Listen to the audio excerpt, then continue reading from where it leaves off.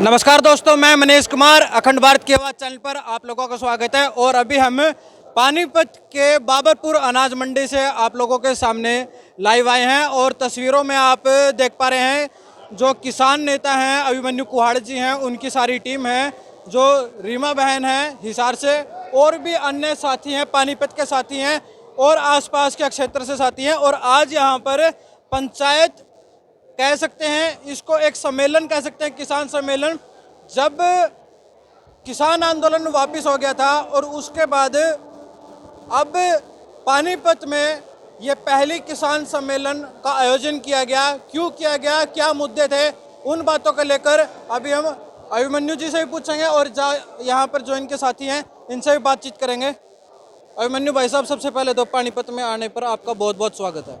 आपका भी और आपके सभी दर्शकों को सबको हाथ जोड़ के नमस्कार है और धन्यवाद है। अच्छा भाई साहब, आज किसान सम्मेलन हुआ है और जब किसान आंदोलन वापस हुआ था कुछ शर्तें थी कि सरकार वो शर्तें मानेगी, तो किसान आंदोलन वापस हुआ था। तो जैसी मेरी जानकारी है कुछ एक शर्तें मानी हैं और बहुत सी शर्तें नहीं मानी हैं। क्या कुछ वो शर्तें माननी हैं? सबसे बड़ा तो किसान जो 3 कृषि कानून थे वो वापस ले लिए थे और उसके बाद कुछ शर्तें थी। वो शर्तें क्या थी और क्या वो वापस जो शर्तें लागू हुई हैं, नहीं हुई हैं? आज किन मुद्दों पे बातचीत हुई है? जो एमएसपी का जो मुद्दा था वो देश के किसानों का एक बहुत बड़ा मुद्दा था।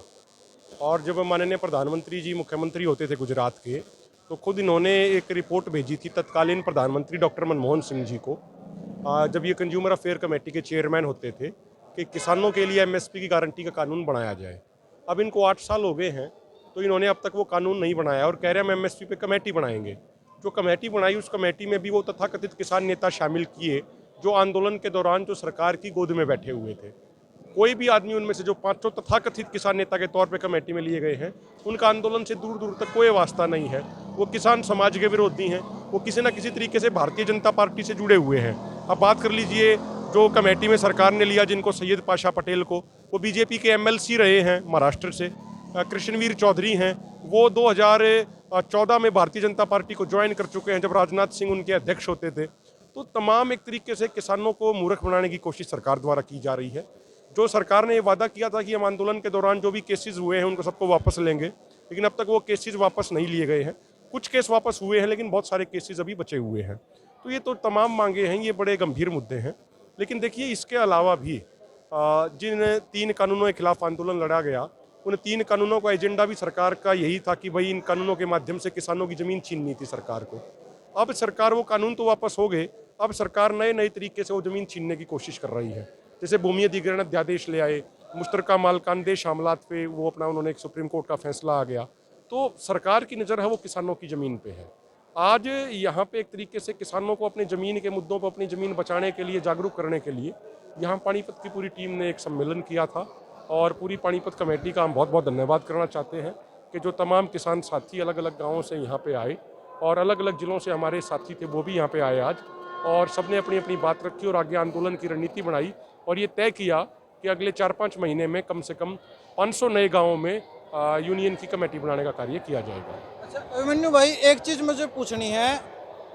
अपनी जो यूनियन है ये भारतीय किसान नौजवान यूनियन तो काफ़ी हो गई है। अब क्या कुछ कहेंगे? जब किसान आंदोलन हुआ था, संयुक्त किसान मोर्चा एक बैनर था, उसके नीचे सारी की सारी यूनियन इकट्ठी हो गई थी और आंदोलन हमने जारी किया था। और सरकार से जो 3 कृषि कानून उन्होंने लागू नहीं किए थे, थोपे थे, वो वापस भी करवा दिए थे। लेकिन अब फिर सारे के सारे इकर बिखर सी गए हैं। देखो, बात बिखरने की नहीं है। आप थोड़ा अगर उसकी हिस्ट्री जानेंगे, 7 नवंबर 2020 को जब संयुक्त किसान मोर्चा बना था, जब ये नाम पहली बार लिया गया था संयुक्त किसान मोर्चा, जब गुरुद्वारा रकाबगंज साहिब दिल्ली में बैठक हुई थी, उस बैठक में मैं मौजूद था, तो उसमें ये तय हुआ था कि इन मुद्दों के ऊपर जो लड़ना है वो हम सारे साथी एक कंबाइन बैनर बनाएंगे। लेकिन उसका ये मतलब नहीं है कि लोगों के खुद के संगठन खत्म हो जाएंगे, ऐसा नहीं है। खुद के संगठन भी रहेंगे और संयुक्त किसान मोर्चा भी रहेगा। मान लीजिए कल को कोई बहुत बड़ा मुद्दा आ जाता है देश में, कोई नया मुद्दा आ जाता है जो किसानों के लिए बड़ा गंभीर मुद्दा होगा, तो उसके लिए सब लोग मिलजुल के संयुक्त किसान मोर्चा के नीचे फिर लड़ाई लड़ेंगे। ऐसी कोई संयुक्त किसान मोर्चा ऐसे अलग नहीं है, सब एक हैं, लेकिन संगठन जैसे पहले अलग थे वैसे ही काम करें। संगठन, अब देखो क्या होता है, अब पॉलिसीज होती है अपने अपने संगठनों की। तो संयुक्त किसान मोर्चा बना था एक, वो मिनिमम न्यूनतम एजेंडे पे बना था कि भाई इन इन मुद्दों पे हम सहमत हैं और इस तरीके से लड़ाई हम लड़ेंगे। अब कोई किसी संगठन की नीति कुछ और होती है, किसी संगठन को ये लगता है कि भाई कर्ज माफी सबसे महत्वपूर्ण मुद्दा है तो सबसे पहले उस पर लड़ना चाहिए। किसी संगठन को ये लगता है कि नहीं, सबसे पहले स्वामीनाथन आयोग की रिपोर्ट लागू कराना मुद्दा है। किसी संगठन को ये लगता है कि जो मजदूरों के लेबर कोड ला दिए गए, सबसे पहले उनको हटाने की लड़ाई लड़ी जानी जरूरी है। तो सबका अपनी सोच विचार अलग अलग है, एजेंडा अलग अलग है, लेकिन मंजिल जो है सबकी वो एक है। तो सारे साथी एक दूसरे का मान सम्मान करते हैं और मैं बड़ा धन्यवाद करना चाहता हूँ। हमारे पानीपत से बड़े क्रांतिकारी साथी हैं, भाई परवीन है, हमारी छोटी बहन है हिसार से रिमन है, तो सबका बहुत बहुत आभार है, इतना अच्छे तरीके से सेवा कर रहे हैं। और भी हमारे साथी हैं, मास्टर जी हैं करनाल से, भाई परवीन का, पूरी पानीपत की टीम का आंदोलन के दौरान भी इनका बहुत सहयोग रहा। परमात्मा ने इनको संसाधन दिए हैं, तो उस संसाधनों का ये सदुपयोग समाज के लिए कर रहे हैं। देखिए, संसाधन तो परमात्मा ने बहुत लोगों को दिए हुए हैं, लेकिन कोई तो उनको अपने अपने तक सीमित कर लेता है, कोई ये सोचता है कि परमात्मा ने संसाधन दिए हैं तो इनको समाज के लिए लगाया जाए। तो ऐसे जो साथी हैं जो अपनी जिम्मेदारी समाज के लिए समझते हैं, उनका हम बड़ा धन्यवाद करना चाहते हैं और उनके कारण ही पूरा समाज आगे बढ़ रहा है।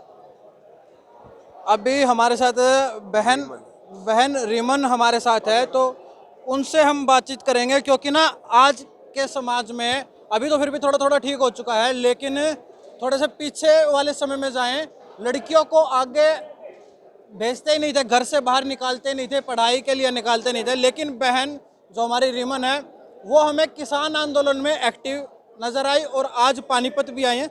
सबसे पहले बहन, आपका पानीपत में स्वागत है। और क्या कुछ कहेंगे उन लड़कियों को और उन लड़कियों के घर वालों को जो अपने लड़कियों को बाहर नहीं जाने देते? देखिए, सबसे पहले धन्यवाद आपका, और पूरे अखंड भारत के दर्शकों को मैं नमस्कार करती हूँ, राम राम करती हूँ। मैसेज लड़कियों को क्या देना है? लड़कियाँ तो उड़ने के लिए तैयार है, बाकायदा उन्हें खुला आसमान चाहिए। मैसेज तो मैं उन परिवारों को देना चाहती हूँ जो ये चाहते हैं, सोचते हैं कि बेटियाँ यदि बाहर निकली तो बिगड़ जाएंगी। देखिए, अगर मेरे मन में जो इच्छा है मैं उस इच्छा को पूरी करूँगी। अगर उस इच्छा को मेरे घर वाले पूरा करेंगे तो ठीक है, अदरवाइज़ उस इच्छा को पूरा करने के लिए मैं कोई और रास्ता अपनाऊँगी। आपकी बेटी तब गलत रास्ते पर ज़्यादा जाएगी जब आप उसको बांध करके रखोगे। जब आपको खुला आसमान दोगे तो वो सकारात्मक दिशा जरूर सुनेगी उड़ान भरने के लिए। और उन तमाम बेटियों से भी कहूँगी जिनको आज़ादी मिली हुई है कि उस आज़ादी का सदुपयोग करते हुए समाज के सामने एक मिसाल पैदा कीजिए, एक उदाहरण बनिए और समाज के और उन तमाम मुद्दों को उठाइए, उन तमाम गलत नीतियों का विरोध कीजिए जो सरकार ने जनहित के लिए बनाई गई है और जनहित के लिए हमेशा काम करते रहिए। एक चीज़ अभी हमें देखने को मिली कि जो हरियाणा सरकार की शिक्षा नीति के तहत जो सरकारी स्कूलों को बंद किया जा रहा है और जो प्राइवेट स्कूल है उनको ज़्यादा सपोर्ट किया जा रहा है। एक सूचना हमारे पास ये है, यदि हम सरकारी स्कूल में अपना बच्चा पढ़ाएंगे तो हमें 500 रुपये फीस देनी पड़ेगी, और हम प्राइवेट स्कूल में हम अपना बच्चा पढ़ाएंगे तो हमें 1100 रुपये मिलेंगे। तो इस पर आपकी व्यक्तिगत राय क्या है और क्या लगता है, सरकार बिल्कुल सरकारी स्कूलों को ख़त्म करना चाह रही है?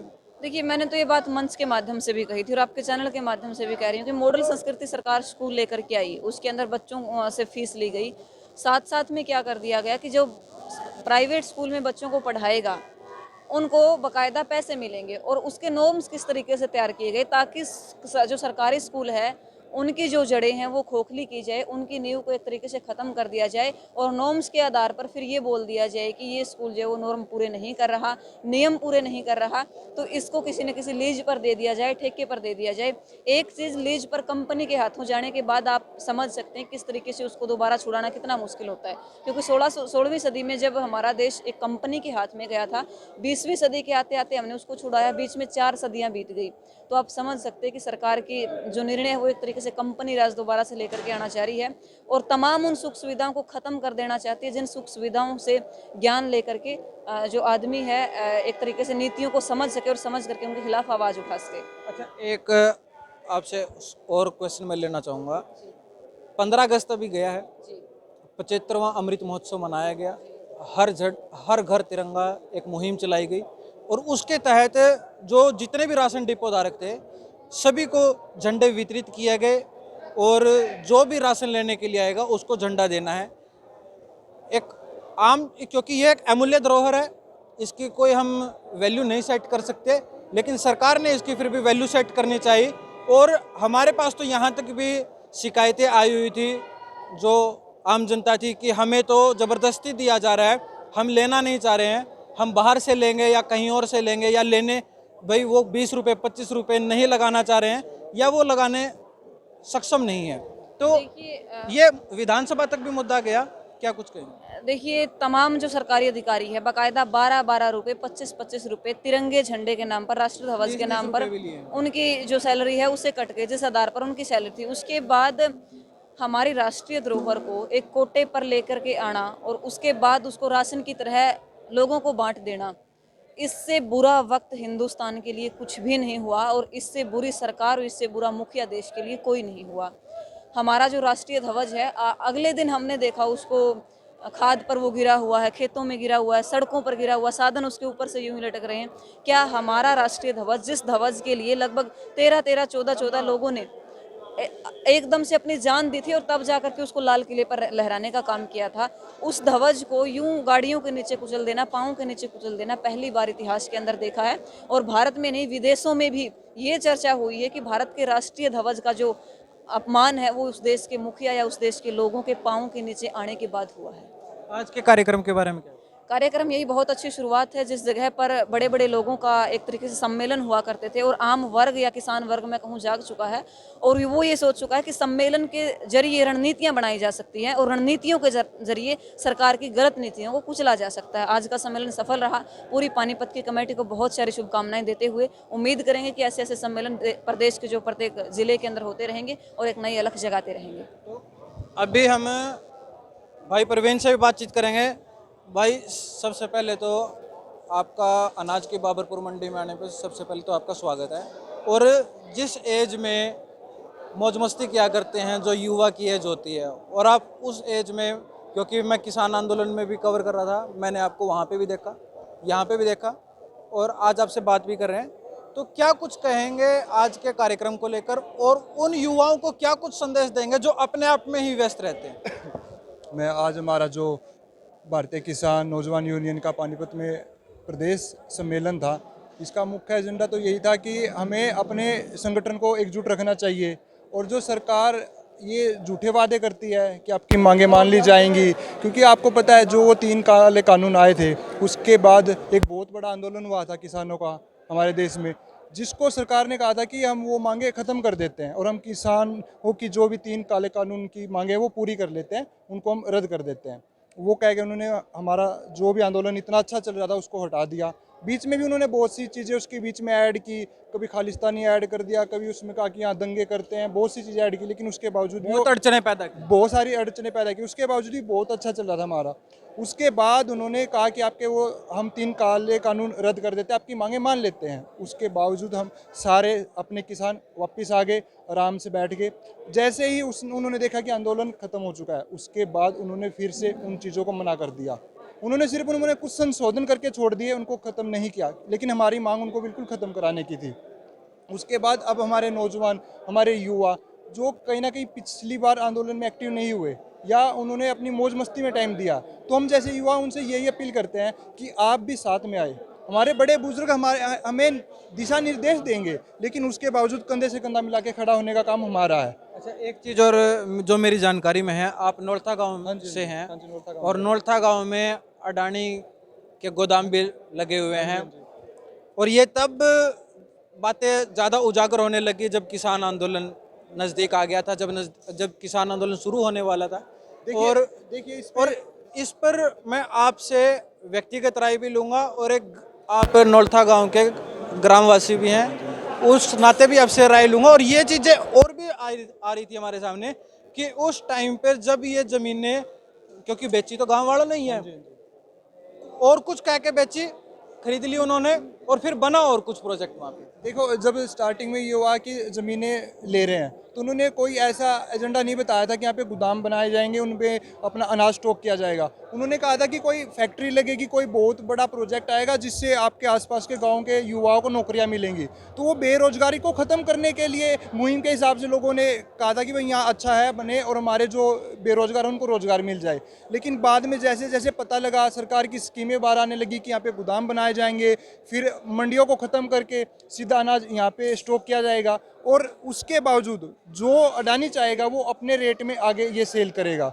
हमारी फसल हमसे ही लेके हमें ही डबल रेट में दी जाएगी। तो उस बात का जब गांव वालों को पता लगा तो हमने विरोध भी किया, आसपास के गांव से भी सब युवा बड़े बुजुर्ग इकट्ठे होकर हमने विरोध किया।